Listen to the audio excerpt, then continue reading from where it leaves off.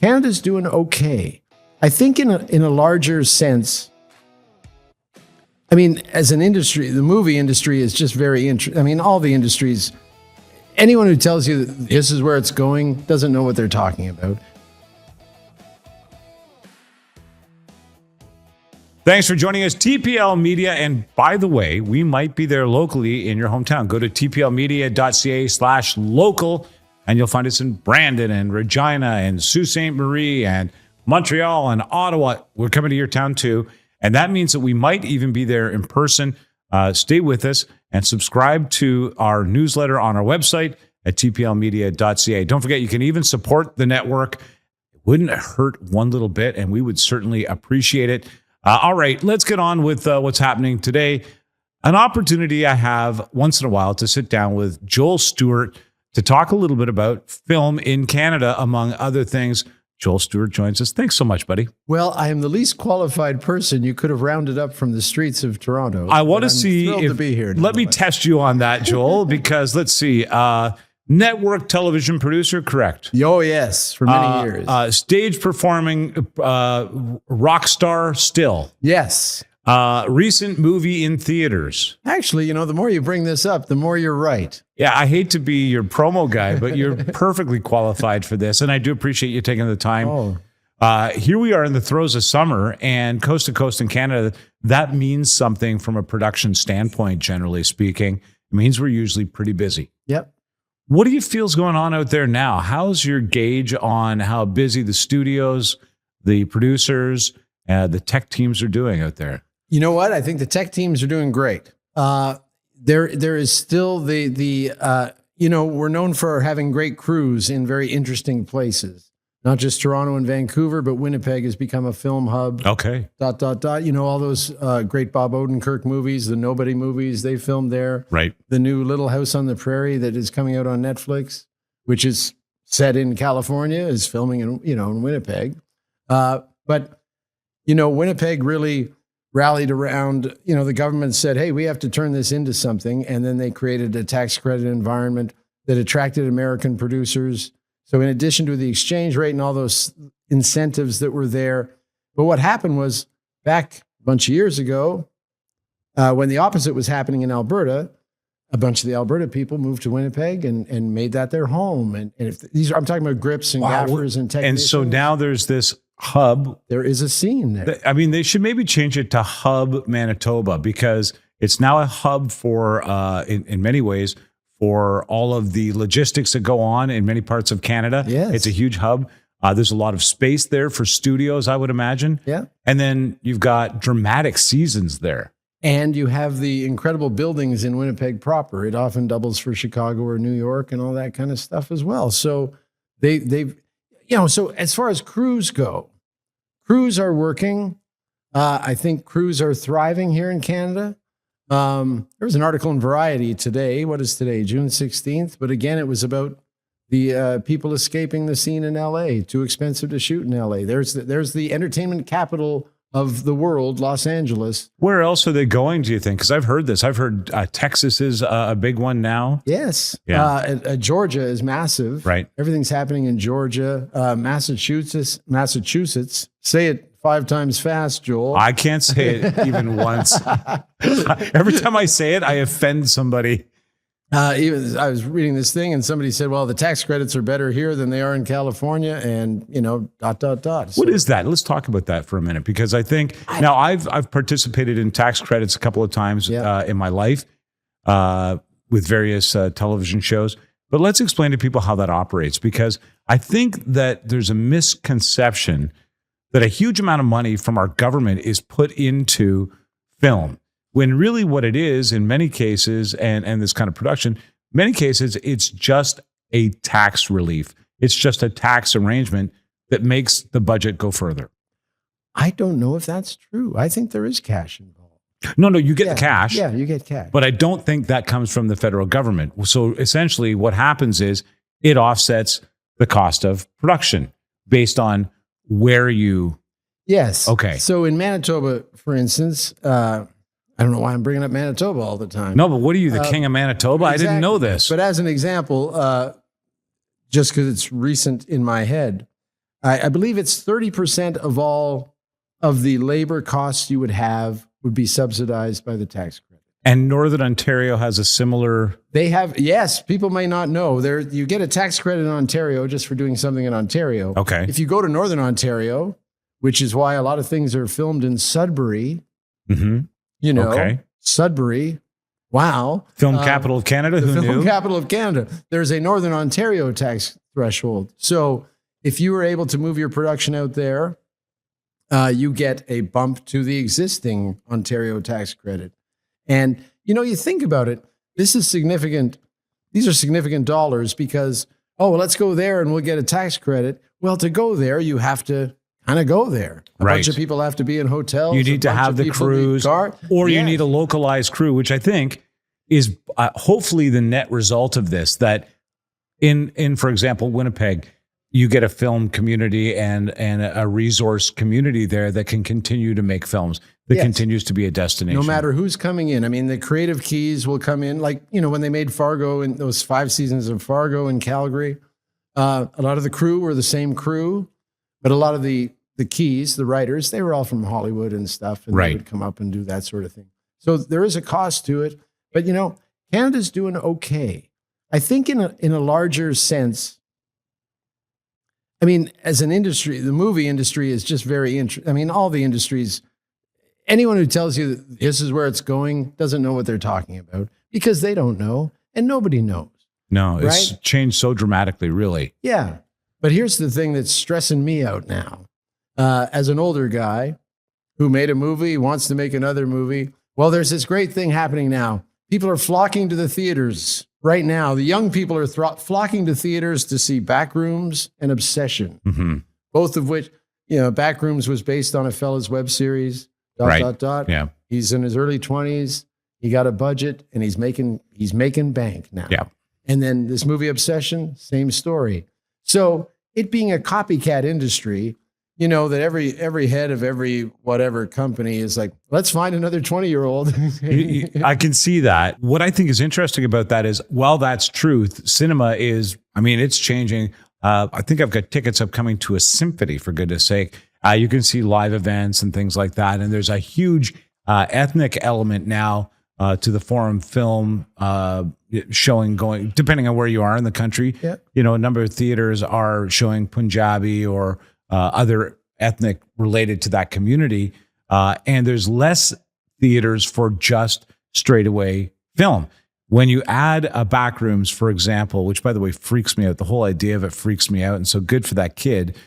Alongside those, there needs to be this epic series of movies or epic element of movies, I think, that keeps people within the magic. There has to be genre of film that has impact to people's emotions. Yep. And then there has to be these throwaways that are what I like to call viral fascinations in film. And I don't think the industry can survive very long on just viral fascinations. I think it'll be a fad, I think it'll be a fad for a while, and there'll be somebody who gets a new job at a new place who said, this is what we're going to do. And they will forget about experience and all these sorts of things. Joel, let me see. How many followers do you have? Right. Like, I get it. Yeah. Oh my gosh. When we were just talking before we went to camera about these things that happen now and the way things are done now. And it's like, you don't look for the best actor for the part. You wonder, you have a person going, how many followers do they have on Instagram? And it's like, well, but can they act? It doesn't matter. How many followers do they have on Instagram? Yeah. This becomes a thing. What's their viral pattern online? Are they TikTok or Instagram? Yes. Oh my Lord. These things matter. These things are discussed and come up in. How about I'm going to make a fantastic movie and they'll be viral the rest of their lives? Exactly.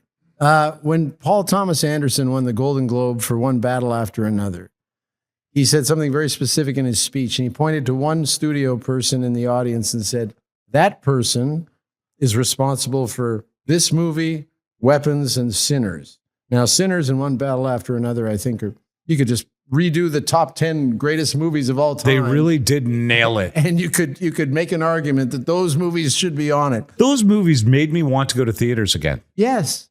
Yes, and Marty Supreme as well. Marty Supreme, another great example of that. Just a singular vision, right?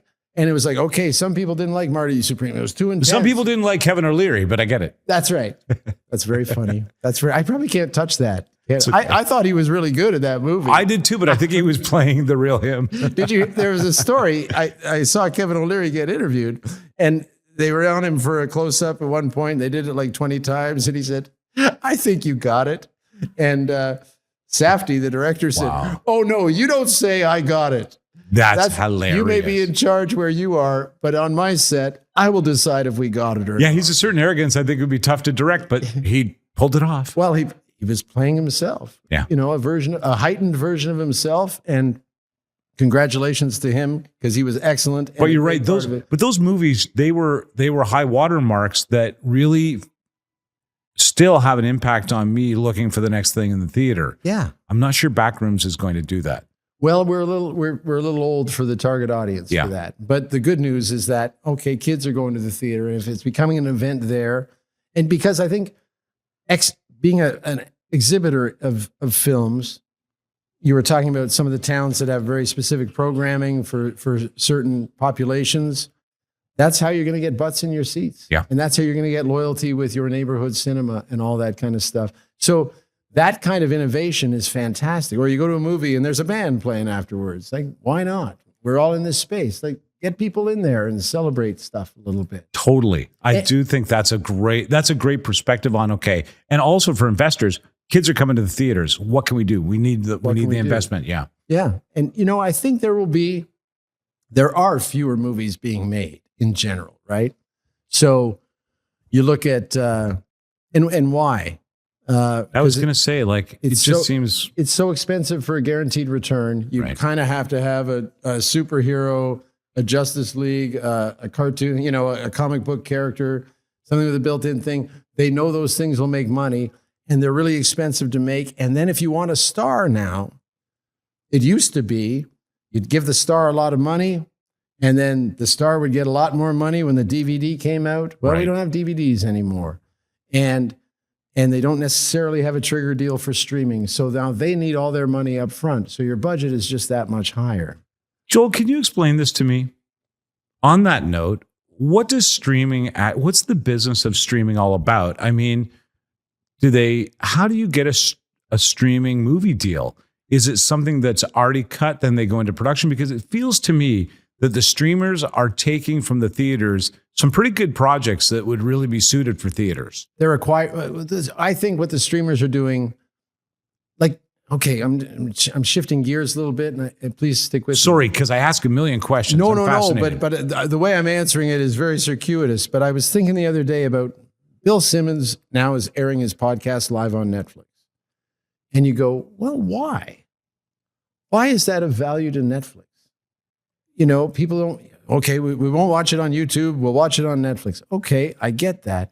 I think what they're doing is not programming their website. They're acquiring talent. Oh, this person's doing that. We need them. What do they do? Doesn't matter. We need them. We need them. We need them. I think, but getting back to your question about what do streamers do? Streamers taking things out of theaters by having them on their thing. Netflix had a lot of years with David Fincher type movies and his property, the great director David Fincher. Mm-hmm. So he had stuff that wasn't in theaters. Mank would be on Netflix. You're right. There was a distinguished difference between the director, the kind of script, and the kind of production that you got on the stream as opposed to in theaters.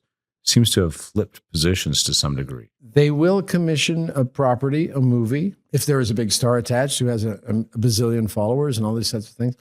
If you've made a movie and you want to get it on a streamer in Canada, we had this with Souls Road. My understanding is they will not accept or consider a film unless it's been in 10 theaters in 10 cities on the same night. Okay. So wow, that's quite the criteria. Yeah. And I love it. I love it in the sense of, are you serious about this movie? No, that makes good sense, actually, Joel. Like, okay, yeah, anybody can make a movie and it can be beautiful, but how does it test? Put it in 10 theaters and let's see what the response is from the critics, from the audiences. It is a test bed, I would imagine. And also there's something about actually delivering it on the screen in 10 cities that adds this credibility and actual out of theaters tangibility that they can use on the stream. You know, and It's a criteria that I didn't expect to hear. And frankly, when we were making the movie, I thought maybe this would end up on a streamer one day. And I didn't think I'd ever get to see it in a theater across the country. I mean, I went to 7 cities. It was pretty cool. Saw my movie on the big screen. Yeah, saw different reactions by different people. And you guys did interviews on stage and interacted with the audiences? Oh, yeah, we did all that stuff. And that's fantastic. And you know, and people are smart, right? You know, we would open up a thing for questions and there would be somebody who would say, hey, you know, in that part of the movie, oh my gosh, they were paying attention and they noticed the thing that I thought they wouldn't notice. Right. And for instance, the main character in my movie is left-handed. There's a shot of him writing down, but then there's a flashback to him playing catch with his buddy and he's got his baseball glove on the left hand. And so somebody caught that. No pun intended, but somebody caught that. Yeah. Wow. And I was like, wow, okay, good. And I didn't notice that or even think about it till about, 10 minutes before we finished the movie in the edit suite. I'm like, nobody's going to see that. That's fine. And sure enough, make it black and white. How did you feel when that came up? And were you like, oh, I would immediately start sweating. Like, I let that one go. Oh, that was my. I mean, I'm full of self-loathing all the time. It's I've been uncovered as the fraud that I am. Is kind of my thing. So Joel, I think what you're saying is that there's like a couple of criteria for the streamers right now that might affect what's going on in Canada ongoing from now on. One is, they commission stuff. And two is that they'll commission stuff at a theater based on certain criteria they will buy stuff that had certain success in theater. They will commission or acquire. Wow. And I don't know the business model of these streamers. I don't know how. It used to be so straightforward. I don't know how they make money. And I know Netflix has all the money in the world, but I don't know. It seems to me that their job is to acquire market share, destroy conventional network programming, and then they're do what they do now, which is add in commercials, right? All the disruptors come in and they say, well, we don't need commercials if you watch it on our thing. And then they raise the rates of what you're paying for it now that you're hooked, and now they're adding in commercials. It's quite a journey they've been on. If you think about it, they used to mail me VHS tapes. That's right. Yeah. That's right. And Blockbuster had the opportunity to buy Netflix for $50 million and did not. And they just let it go. Yeah. I recall that. Yeah. Just like many things out there, the traditional guys seem to just want to squeeze the sponge until it's dry and then go home. Yeah. And leave all that water on the floor for somebody else to mop up. I was listening to some podcast and they were like, and after the game, we're going to do a live podcast. And they were like, this live, unprecedented live podcast. And I was like thinking to myself, like, it's called radio. That's true. That industry you destroyed. Yeah. Well, here's another thing. Let's talk about that a little bit, about how the industry is somewhat shrinking. Technology's getting in the way a little bit, or in some cases, advancing things. Yeah. Certain jobs are changing in the industry. Yeah. I mean, I would imagine at the executive producer, there's always going to be somebody that has to ask, usually the foreign market, for money to make their film. Yeah.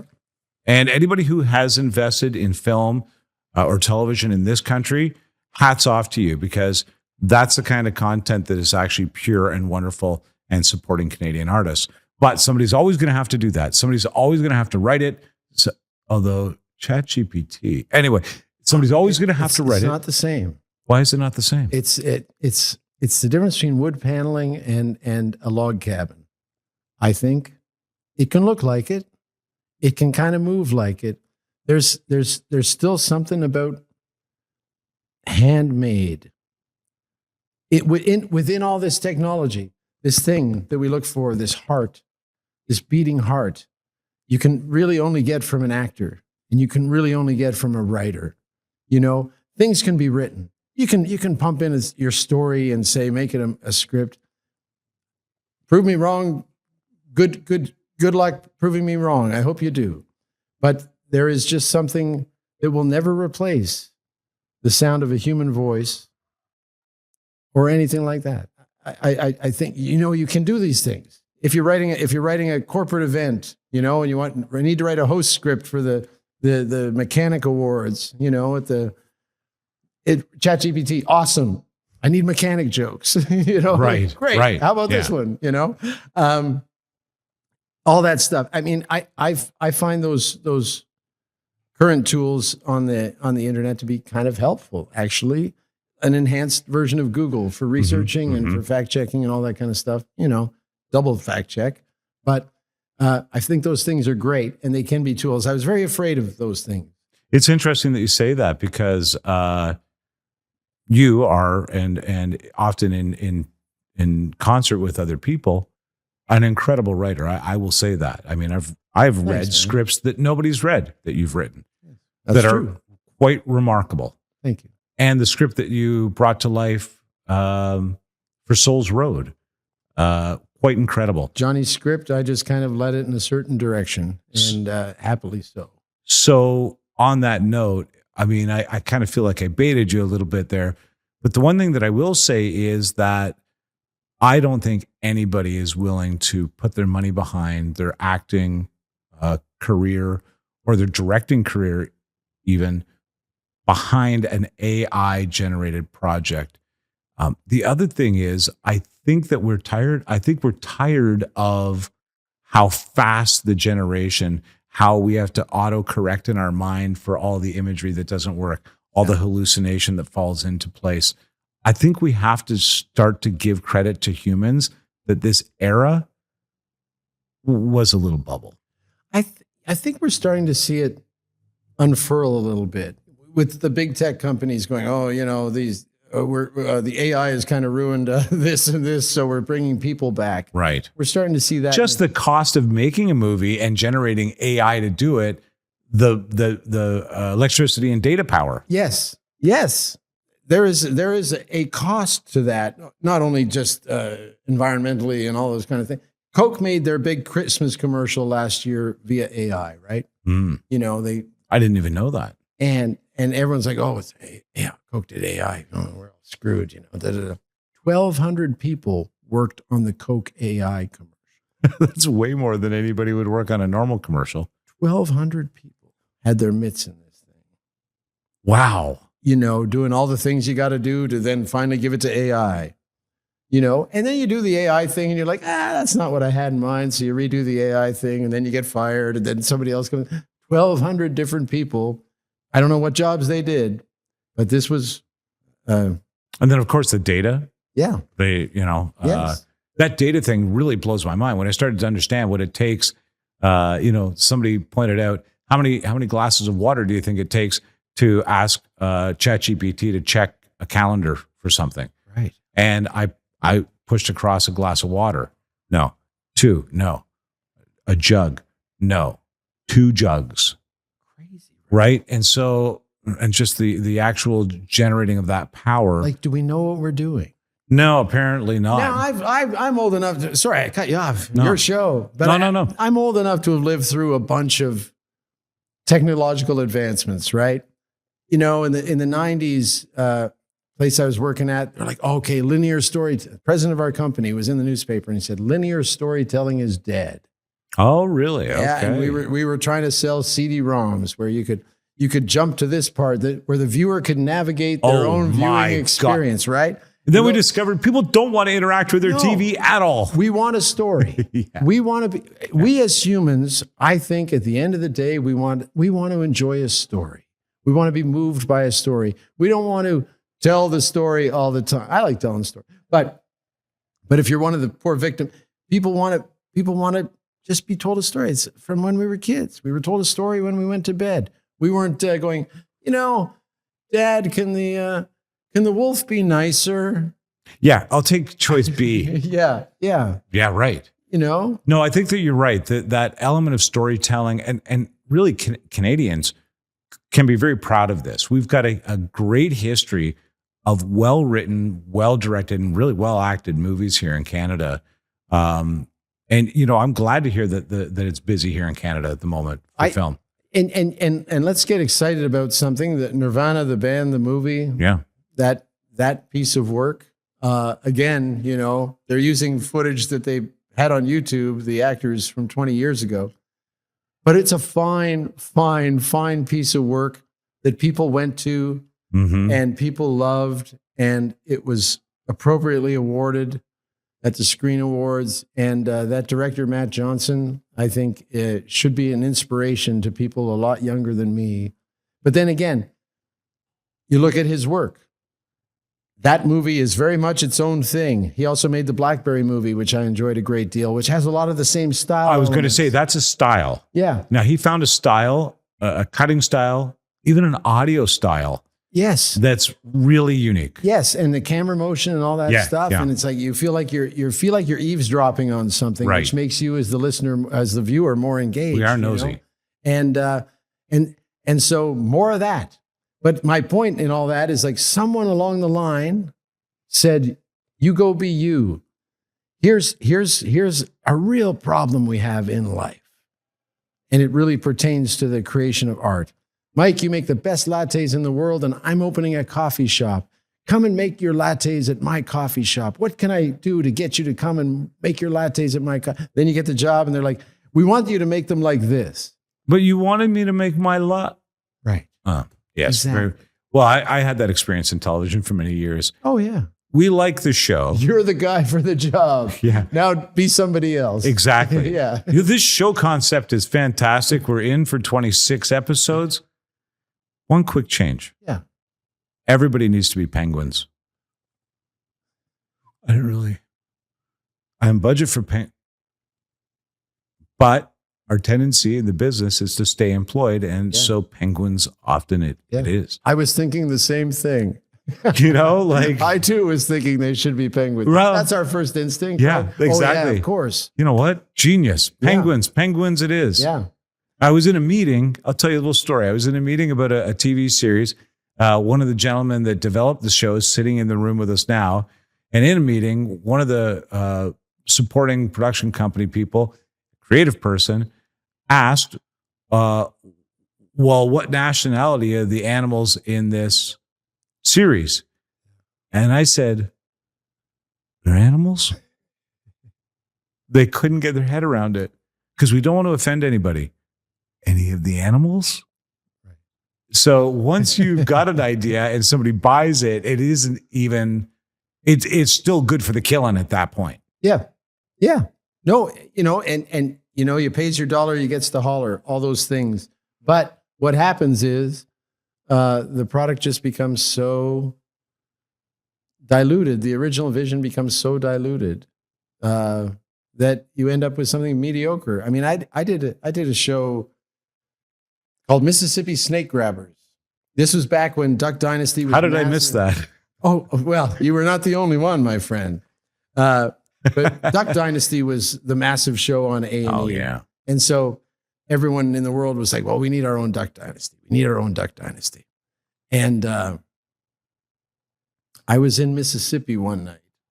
I was shooting a travel show. And we were in Duke's Steakhouse in Pelahatchie, Mississippi. And our host was going to eat the 72-ounce steak because if you do, you get it for free.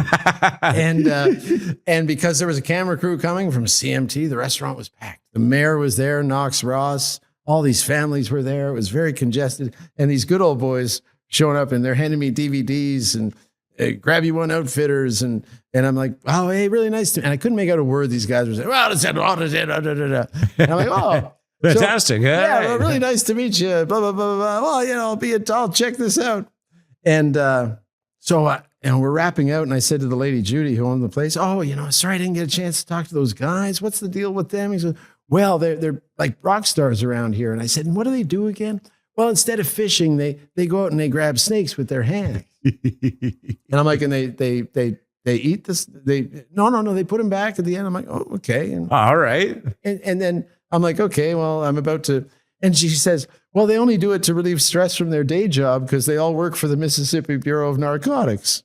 And I'm like, okay. What? Yes. Now I'm very interested. I got a show. I'm very interested. Yeah. They have, okay, so da-da-da-da-da. So anyway, we did a bunch of development down there for one summer. And then the next summer, we made what is basically a genius reality sitcom where in every episode they take out people on the water and they would grab snakes, which is all real and it all happened. And it was really quite something. And it got so polluted at the network level that I was just like, all the joy, all the nuance, all the stuff, all the humor, it was just like everything just got notched down 85%. Well, and I remember getting one note from one of these network executives who were on the floor above me, why does this happen in this episode? I said, well, that's planting a seed for what happens in episode 6. And because of this, and also in the context of this, I wrote a doctoral thesis on why this minor thing happens in episode 4. Well, just change it anyway. Oh. No, so you really didn't want to know.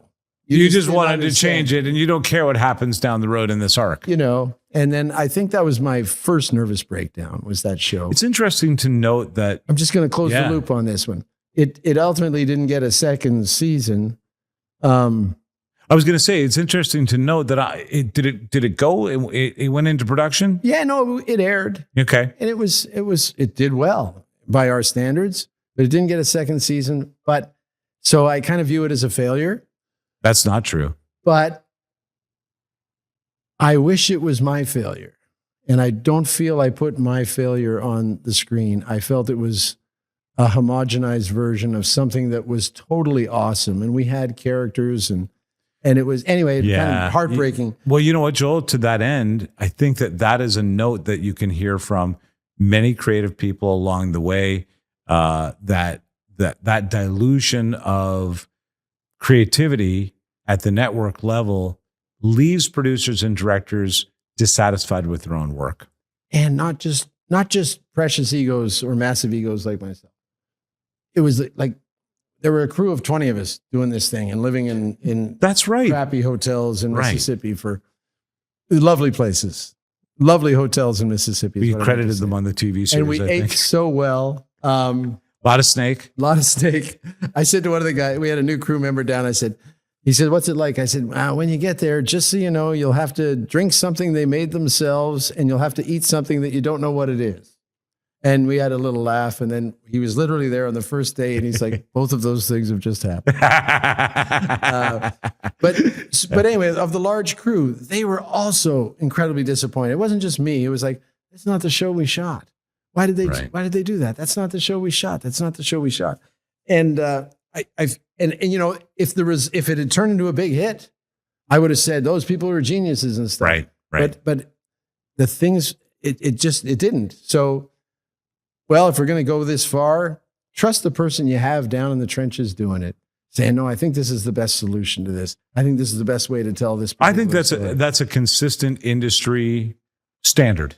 Yeah. I mean, it is Bambi versus Godzilla, the David Mamet book about, film is a collaborative business, bend over. And it used to be based on research. Now it's based on a moving target of how many follows, how many likes, what's trending. Yeah. How can I get this out fast enough to meet the trend, to hit the algorithm?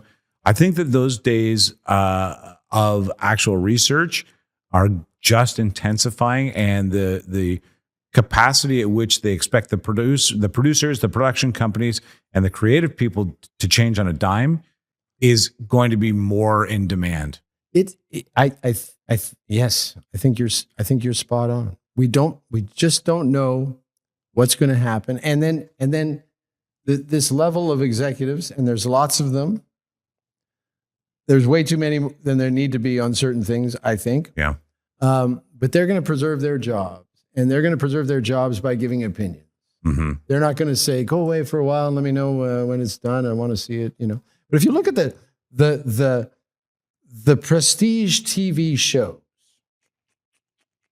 Sopranos, The Shield, all those shows. CSI, of course. Which one? CSI New York. Right. But a lot of those shows, really, they didn't get any network interference. You always hear about The Sopranos. The network had an issue with episode 4 of season 1, the episode called College.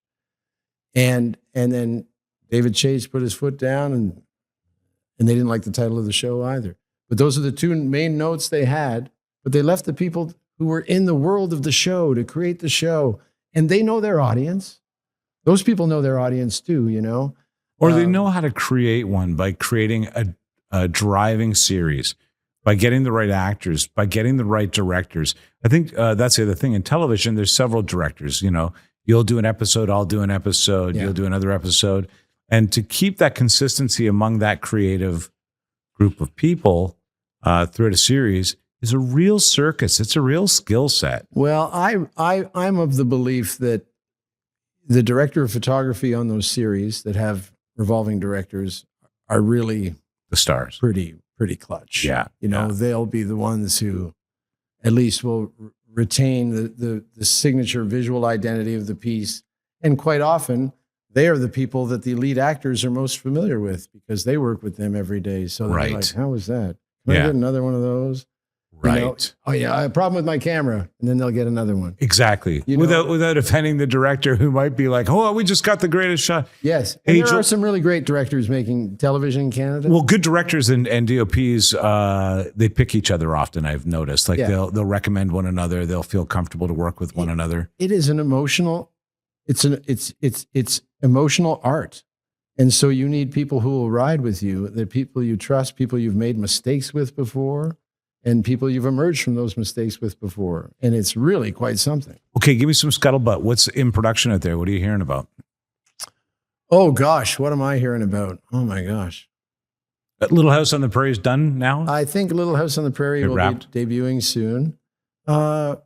Calgary's very busy with all kinds of stuff. There's an HBO reality series filming outside of Calgary. A couple more scripted things in town there too. Again, another example of really world-class crew members all across the board in Alberta. You look at the Fargo, the Tin Star, all those things repeatable series that were shot in Calgary that are all excellent.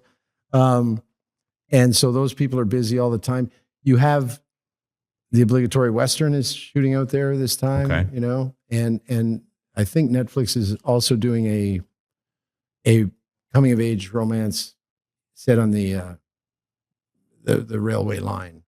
Fantastic! That sounds out there as well. Now, the hockey series, I can't remember the name of it. Heated Rivalry. Heated Rivalries. That's back for a second and in production now. There's a very interesting story about that. I'm going to get in trouble for this. I'm not telling you that it's true. I'm only telling you it's what I heard. Okay. Jacob Tierney.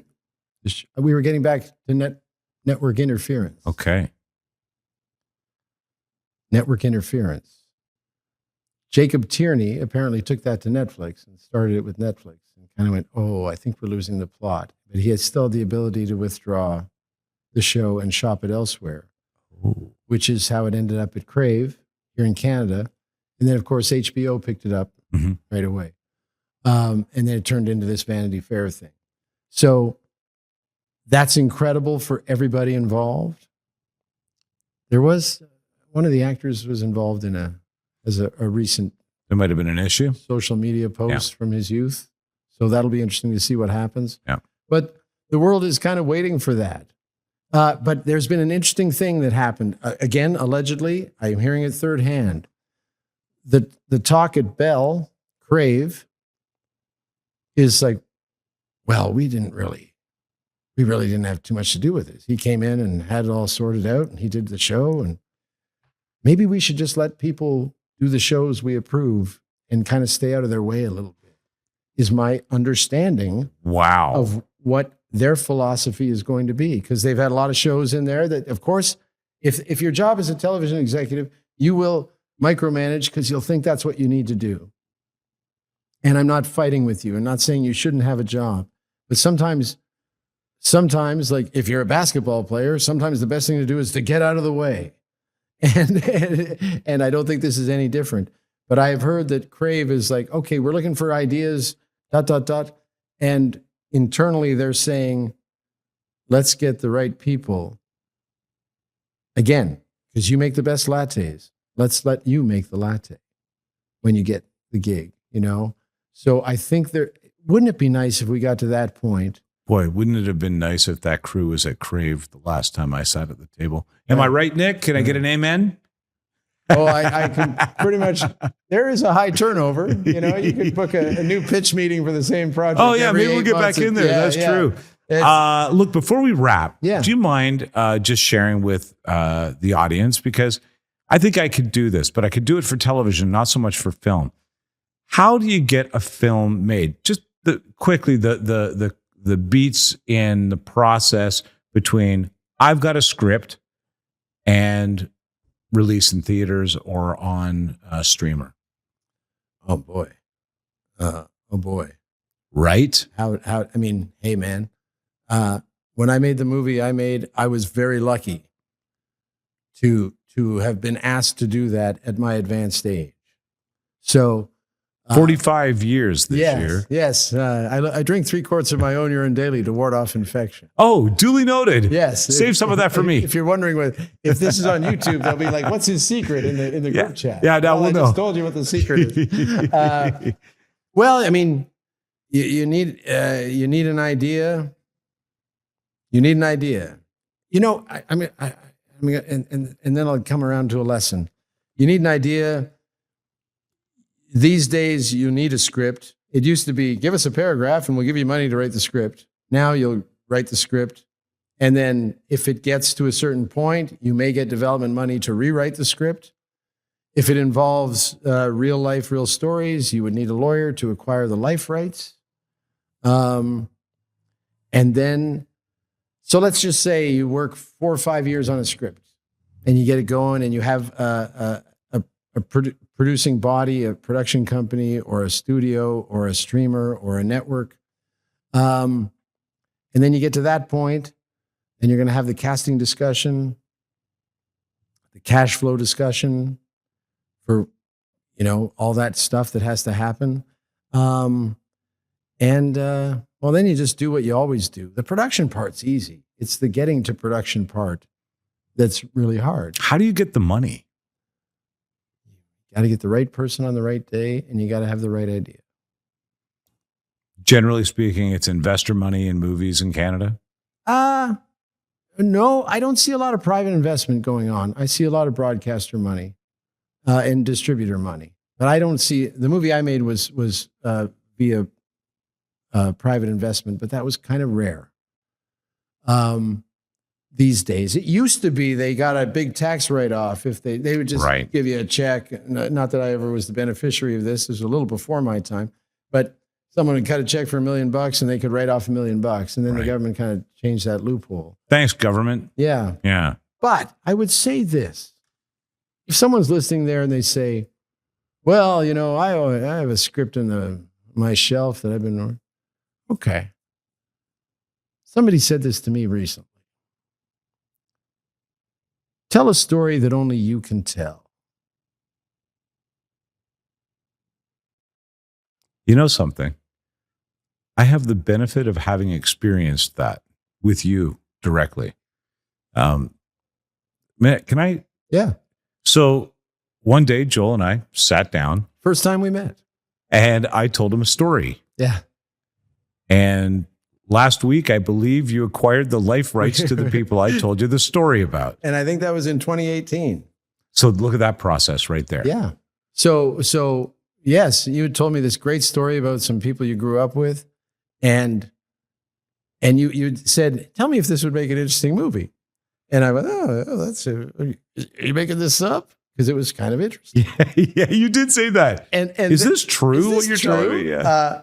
And then I went home, and then, a couple months later, I kept thinking about that. I wonder what it would be like. And then I just went through what I remembered from your conversation. And then I made up a bunch of stuff to get us from point A to point B. And I wrote a script, which if we're lucky enough to ever make this movie, by the way, if you are a private investor, I believe this movie can win Best Picture. Not at the Canadian Screen Awards, not at the BAFTA. I believe it can win Best Picture at the Academy Awards. Please, investors, reach out. I'll make sure that you're connected. I think it's that good. I really do. It's a fantastic story. But to your point, it was a story only now you could tell because you know the individuals. You have a linkage to the... Yes. And now that I've met the actual couple and realized they're as lovely as you said they were, and they have more to contribute to the story, So our next phase is going to be, I'm going to start cracking a rewrite on it. Now that there's a chance, now that I have the life rights, that it can actually turn into something. So now you get the investor on board. The next thing that happens is you've got to make a sale of this. Or do you get the investor and fly this production with the hopes of selling it? I think you do those things concurrently. Yeah, I think distributors, they're going to want to see it. If they're not paying for it, they're going to want to see it.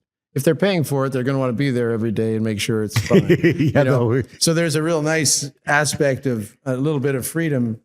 Why are you in my trailer? We're the network. Yes. Yeah, it's actually our trailer. We're the studio. Yeah. Yeah, we were going to ask you the same thing.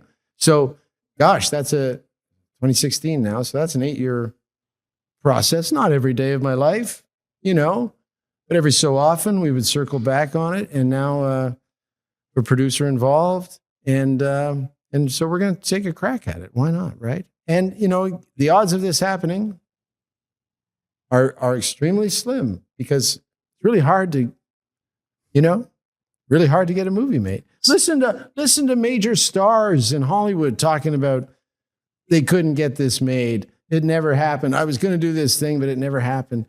They couldn't even get it made. So it's hard to... Even major franchise movies, you think that would be a no-brainer. Okay, we're back into production with this. No. Decades and decades before they could make a run back at it. By the way, I refuse to admit that Die Hard 4 and 5 actually happened. Okay, so we could remake those. Why don't we start with that? At least the networks know what they're going to get. Yes. Right? Or the streamers. We'll just refresh it a little bit. Joel, thanks for the insight on stuff. And was that helpful in any way? I feel like I avoided all of your questions about what's in production. I think that your answers to my non-questions were wonderful. I really appreciate this. I'm going to put a link down so people can check out the website for Souls Road, because when it comes out, and it will be out at some point on one of the streaming networks, I really encourage you to see it. It's a beautiful film, and you're a beautiful guy, Joel. Thanks. Thank you very much. Pleasure, as always. Looking for reliable and convenient personal safety products? Less Lethal has you covered. As Canada's only authorized Byrna distributor, we provide a range of products for recreation, protection, and security. Explore our Byrna launcher lineup, including the LE, SD, TCR, and Mission 4, designed for different levels of performance and protection needs. We also offer the Banshee personal safety alarm, designed to protect children, women, and vulnerable individuals. Because your safety is our top priority. Shop now at lesslethal.ca.